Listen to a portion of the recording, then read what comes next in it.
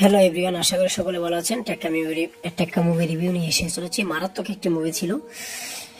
First of all আমি ভেবেছিলাম প্রথমে এটা চাকরির জন্য সাধারণ একটা গল্প হবে, কিন্তু সাধারণ গল্প থেকে যে এত মানে অসাধারণ একটি গল্প সাজিয়েছে সৃজিত মুখার্জি, যেটা বলা বহু। এবং এখানে মানে দেবের যে কারিজমাটিক অভিনয়, সেটা মানুষকে মাতিয়ে রাখতে পেরেছে।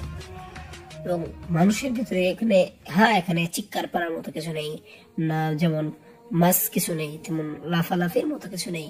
কিন্তু এখানে এমন একটা গল্প, এত সুন্দর একটা গল্প, যেটা আপনার মানে বর্তমান সময়কে আপনার মানে সাধারণ মানুষটার গল্প, একটা সাধারণ গল্পকে একবার অসাধারণ মানিয়ে ফেলেছে। অনেক সুন্দর একটি গল্প। পজিটিভ সাইড এখন সম্পূর্ণ, এখানে কি নেগেটিভ সাইড নেই? অবশ্যই নেগেটিভ সাইড আছে, কিন্তু আমার চোখে একটা বলতেছে না নেগেটিভ সাইড। এখানে নেগেটিভ সাইড হলো যে বাহিরে একটু একটু বেশি দেখালে একটু ভালো হতো, এটা ছাড়া নেগেটিভ সাইড। আরেকটা নেগেটিভ সাইড রয়েছে, সেটা হলো শেষের দিকে আপনার ডাবিং এর ভিতরে কোনো সমস্যা হয়েছিল, কথাই কাজে মানে একটু উল্টাপাল্টা হয়েছে। এটাই। Thank you.